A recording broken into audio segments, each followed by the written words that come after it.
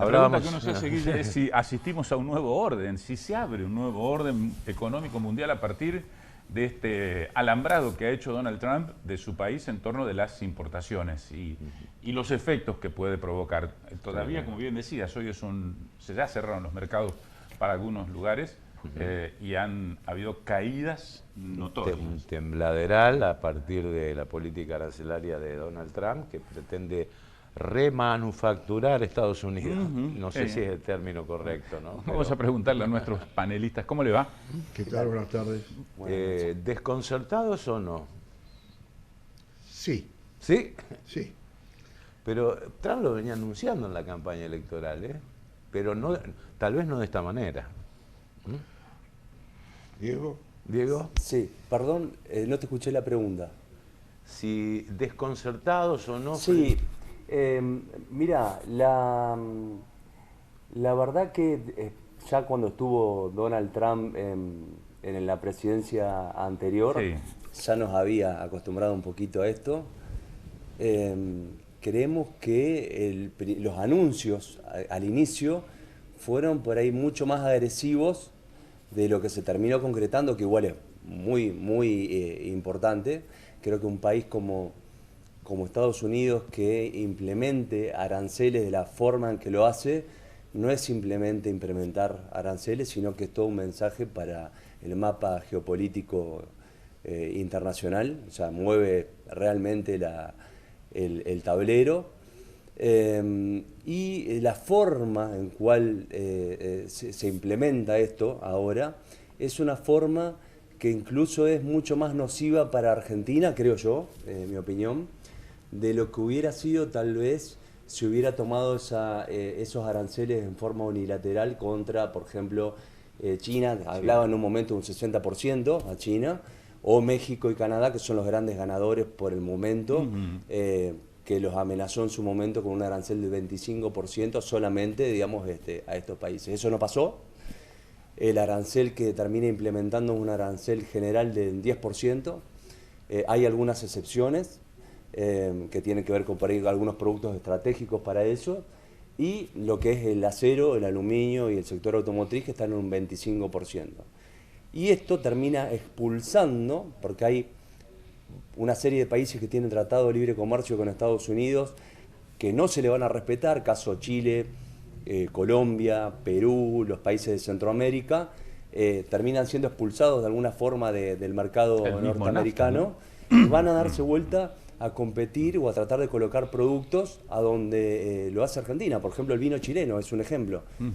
Así que es algo que realmente nos preocupa. Caso que se hubiera sucedido, por ejemplo, como en el año 2018, donde Trump entra en una guerra comercial con China muy fuerte, bueno, el gran ganador en ese momento fue Brasil. Brasil amplió 5 millones de hectáreas cultivables de soja y subió considerablemente sus exportaciones de ese rubro, lo cual le provocó aumento de precios internacionales. Eso hay que esperar un aluvión de importaciones, aquellas que no se colocan en los Estados Unidos, que lleguen a estas latitudes. Es muy posible, porque acá prácticamente hay un cambio, y este cambio está precedido por esta situación que va a ser un caos de reordenamiento, y después de todos los caos viene un nuevo orden. Argentina tiene, de cada 10 dólares que exporta, $1 solamente va a Estados Unidos, o sea que la situación sería, digamos, morigerada para Argentina. Pero el problema no está allí en nuestras exportaciones, sino el problema va a estar en dónde va a ir la oferta que ahora no va a tener la demanda en Estados Unidos. Y esta es la clave, lo decía recién Diego, es muy posible que haya flujos directamente de mercaderías, de servicios, que cambien de orientación y busquen otro mercado que no sea el mayor mercado del mundo, que acaba de poner sus aranceles. Y yo creo que Trump, si lo quería dar vuelta 5 veces en el féretro a Adam Smith, lo dio vuelta 10 veces más o menos, porque es así, rompió todas las reglas. No sabemos todavía si es para bien o para mal. Lo que sí, la industria santafesina que tiene un sesgo muy exportador, va a tener que buscar mercado y seguir peleándolos a estos mercados. Esta mañana yo decía en una radio que me preguntaron qué pensaba como empresario o representando en la Cámara de Comercio Exterior a los empresarios. Y bueno, hay que otra vez buscar la mochila, buscar los pasajes y buscar donde haya demanda para nuestros productos. Hay que ver, es un doble problema, una doble imposición. Por un lado, es una oportunidad única, porque estos caos y estos problemas no se presentan siempre en la historia del mundo, y por el otro lado, una amenaza que empiecen a ingresar los excedentes que no tienen destino en otros mercados. Está bien que nos abramos, la economía esté abierta ante esta situación en donde la mayoría de los países empiezan a tomar políticas proteccionistas. La Argentina se abre, va en sentido contrario. No creo que sea la posibilidad de abrirnos. Quizás sea la posibilidad de trabajar con otros bloques fuertemente, por ejemplo, con el acuerdo que no termina de cerrarse con la Unión Europea. A lo mejor es una oportunidad porque la Unión Europea ahora queda en una situación complicada. China también y Medio Oriente también, ¿no? O sea, es un reordenamiento mundial sin saber cuál es el fin de esto. O sea, a ver, si dicen que es por un problema interno de las reservas americanas, etcétera, no sabemos cuál es el fin. Lo cierto es que los aranceles que acaba de poner Estados Unidos cambian el mercado internacional. Yo no hablo de guerra comercial porque son términos muy duros. Digamos que podríamos hablar de un cambio comercial global, porque también cae gran parte de la globalización. Ahora, el efecto puede ser muy dispar, depende de las empresas, ¿no? He leído por ahí, por ejemplo, que puede perjudicar a la industria del limón, por ejemplo, ¿no? Que exporta limones tucumanos. Limones tucumanos, por ejemplo, ¿no? Sí, yo quería agregar sobre el concepto que estábamos hablando, un tema con lo que es el proteccionismo y lo que es por ahí la apertura. La Argentina ya es un país muy cerrado, sí, de per se, de movida en relación al mundo. Estados Unidos tiene un promedio hasta ayer, digamos, hasta antes que pase todo esto, un promedio de sus tasas de importación del 2.7%, según el Banco Mundial. Que esa tasa, si uno la ve efectiva sobre lo que realmente recauda sobre las importaciones, del 1,5%, es mucho más baja. La Argentina tiene una tasa promedio de importación en el orden del 12%, que es muy alta, que es una tasa que viene de una época, de la época del Tratado de Asunción, de los años 90, donde el Mercosur se cerró para protegerse y con aranceles altos, pero el mundo fue cambiando, los aranceles fueron bajando considerablemente en todos esos más de 30 años, y la Argentina quedó medio congelada ahí con esa tasa. Con lo cual, en realidad, cerrarnos más es de alguna forma imposible porque ya estamos cerrados.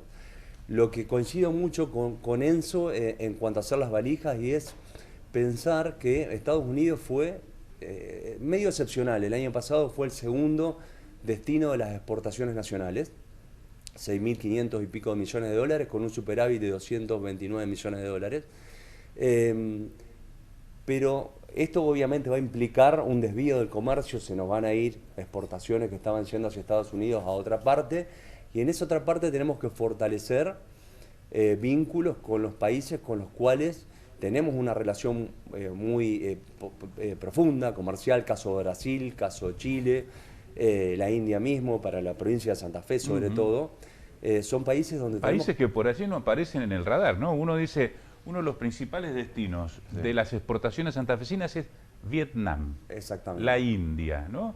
Bueno, la India sí por su tamaño, pero Vietnam, ¿quién puede pensar en exportar a Vietnam, no? Es que estás tocando un punto que es importante y me voy a referir a lo que preguntaba Willy antes. En Tucumán hay una empresa que es quizás la máxima exportadora de limón del mundo, que a su vez tiene inversiones en Perú, donde está muy afirmado también en el mercado de los cítricos.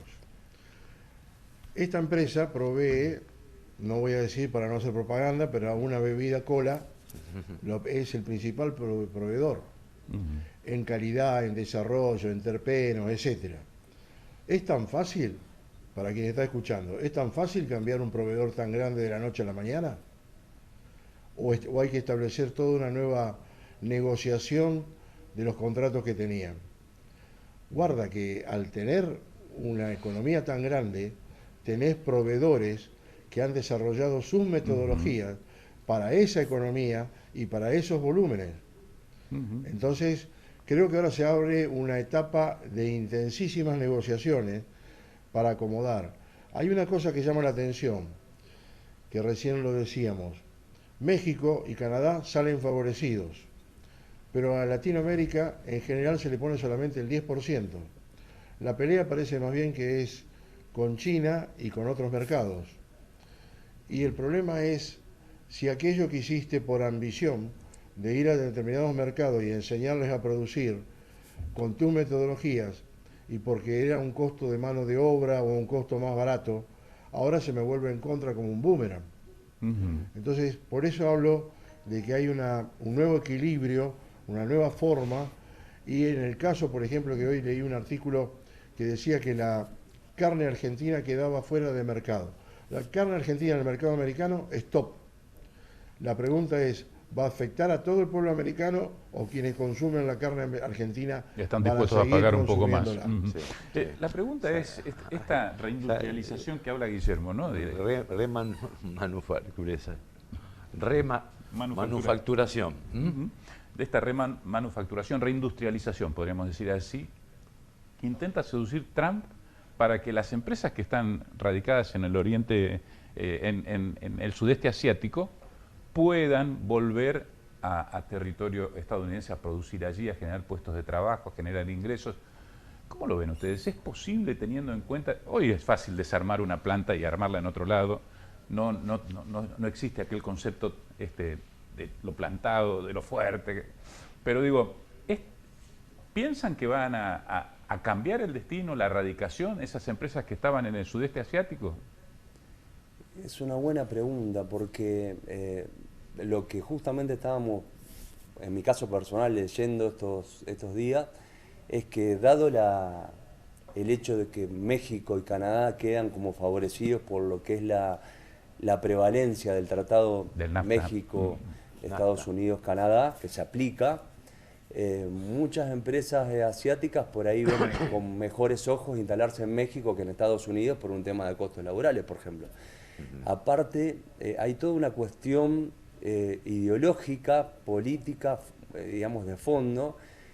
Yo creo que también hay una lucha de poderes muy grande. Hay una organización internacional que se llama el Centro de Estudios de Política Económica, que tiene sede en Londres, que todos los años va monitoreando lo que son las principales economías mundiales y año a año se ve cómo China se va acercando a Estados Unidos al punto que se pronostica en menos de 10 años que sea la primera potencia económica mundial. Es algo que para ahí Estados Unidos de alguna forma no quiere ceder su lugar, está disputándole el poder económico a China. Son dos países con realidades, dos mundos opuestos, uno de una visión autoritaria o comunista, se define así a pesar de que funciona con un mercado, otro país capitalista, un país rico como es Estados Unidos, un país pobre como es China, donde el producto per cápita no es mayor que el de Argentina, donde anda por ahí, pero sin embargo es la fábrica del mundo. Si uno mide el producto chino en precios internacionales, que es paridad de poder adquisitivo, se encuentran con que sin dudas es la fábrica mundial. Creo que lo que está en disputa sobre todo es esto. Yo no sé si China tampoco va a ceder de alguna forma. Es eso de lo que estamos hablando. Pero con sueldos escasísimos. De chinos, con sueldos escasos. Sí, exactamente. Con sueldos de pobres. Sí. A ver, lo que prima ahora no es la tierra, no es la estructura, sino la tecnología productiva que hay adentro y el talento que acompañe para manejar esa tecnología productiva. Por eso lo que fue una ventaja, que fue un sueldo bajo, ha terminado siendo una desventaja. Claramente porque el problema es que ahora si vuelven a producir estas empresas en Estados Unidos, van a tener que hacer un salto tecnológico y pagar salarios como en Estados Unidos. Claro. Una de las empresas no es la única variable, ¿no? emblemáticas de los Estados Unidos es una conocida marca de gin, y unas zapatillas también muy famosas. Cuando vos mirás la etiqueta, es Made in Vietnam, Made in Camboya, Made in Taiwán. En la casa oficial de Levi's, por ejemplo. Sí, exacto. En la casa oficial de Levi's en Nueva York. Aquí el industrial que nos está viendo, es decir, vamos a encontrar productos más baratos importados en esta revolución. Ese producto importado va a venir a más bajo precio, ¿cumplirá el objetivo que busca el gobierno de bajar precios? A ver, nosotros estamos padeciendo un acomodamiento brusco de la macroeconomía, cosa que no sucede lo mismo con la microeconomía. A su vez, hay un comportamiento de muchos actores todavía con una estructura mental inflacionaria. O sea, hay un problema de precios relativos muy grande en Argentina en estos momentos y se estaba ahí yendo a un acomodarse lentamente. Ahora el problema mayúsculo no creo que pase porque vayan a llegar rápidamente un montón de mercaderías a menor precio. Hay que ver cómo se produce, porque esa mercadería tiene que ser importada, esa mercadería tiene que ser vendida, tiene que ser cobrada y hay que transferir al exterior previamente. Estamos todavía en presencia de un cepo, ese cepo está todavía sin levantar, ahora va a haber algunas dudas, no creo, no se cree en general en el ambiente que vaya a haber o existir problemas con el Fondo Monetario Internacional, pero sí tenemos algo que es mucho más complicado. Los próximos 3 años tenemos un equilibrio muy fuerte entre las exportaciones y las importaciones. Lo que nos ha quedado de superávit este último año es más o menos, con variantes, lo que vamos a tener los próximos 3 años. En pocas palabras, 15.000, 16.000, 14.000 millones de dólares a favor con la política que teníamos del año 2024. Y ahora lo que necesitamos será un volumen para recuperarnos y crecer. Ahí está la duda, ¿de dónde vamos a conseguir el volumen de capital para que Argentina pegue un salto cualitativo y empiece otra vez a producir? Por eso va a haber que mirar mucho el Mercosur, va a haber que mirar mucho la Unión Europea. Los paquetes de integración son internacionales, o sea, con esto quiero decir, lo digo porque nosotros tenemos una empresa acá y empresa en México. En México es un paquete de integración de ingeniería en este caso, porque lo que no se hace tan bien en Argentina, hay empresas que lo hacen bien en Brasil y a veces se hace bien en Argentina otras cosas, entonces son paquetes integrados.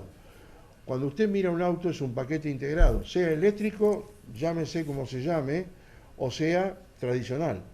Entonces es ahí donde está un poco el problema.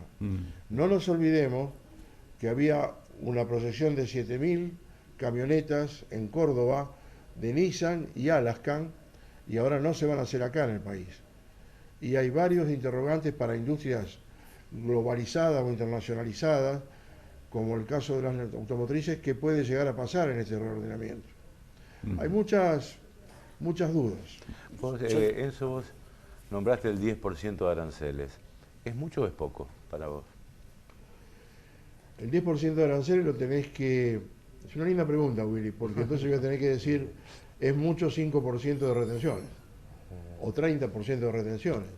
¿Cómo se le devuelve competitividad a quien está exportando? Por productividad, porque pueda bajar los costos, porque se pueda bajar la presión fiscal. O sea, esto trae un efecto en Argentina de discutir. Ese 5% que el exportador industrial, por ejemplo, sí. no voy al caso de la parte granaria, pone, es un 5% de costo, que hasta ahora en los cálculos se lo sumaba, más un 10% puede llegar a perder competitividad en el mercado americano u otro mercado. No. Yo te agregaría un respecto de lo que muy bien decía Enzo. Está cambiando la lógica del mercado, pero por esa distorsión en los precios relativos es algo que va a llevar tiempo, en cuanto a a lo que fue en los años anteriores.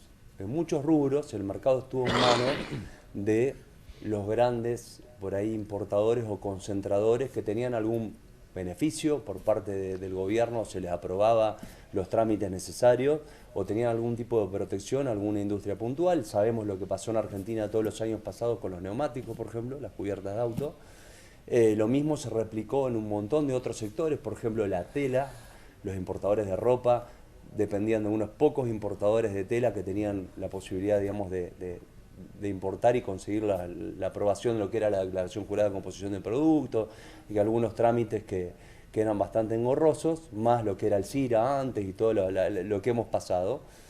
Esto, la lógica está cambiando. Hoy en día muchas pymes y muchos empresarios individuales se están largando a importar en nombre propio. Esto que por ahí tenían rubros donde había determinadas empresas que podían a lo mejor pescar en la pecera o cazar en el zoológico, como se dice. Eso está de alguna forma cambiando, pero todavía hay mucho stock, hay mucho inventario de mercaderías que se tiene que de alguna forma liquidar. Hay presiones inflacionarias que todavía siguen estando porque es así, digamos, el mercado no se comporta en forma instantánea, pero debería, con el correr del tiempo, la economía tender, están dadas las condiciones, a una baja en los precios para el consumidor final. Gracias por acompañarnos. Gracias, gracias. Muy amable. Un gusto y gracias. Establecemos la última pausa, enseguida retornamos.